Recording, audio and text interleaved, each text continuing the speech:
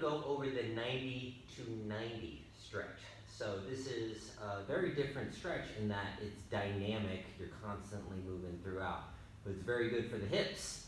You can see that someone like me with limited hip flexibility, it is a bit difficult for even me to perform. So what we'll do is we'll begin sitting on the floor like such, okay? But then what we want to do is take both of our legs off to one direction and bend them at a 90-degree angle. So it'll be like this, okay? The torso stays upright as straight as possible. So from here, what we'll do is I will move to the other position. You can see right there, you may even feel I'm better on this side than I am the other. You may even feel differences in your range of motion and flexibility.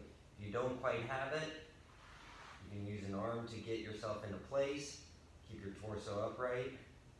Okay, use an arm to get out. There. This side feels much better for me. I have to use my arm here to get into the position right there. And this side is a little more difficult. You may feel that one side is a little bit harder than the other. And that right there is the 90 to 90 stretch.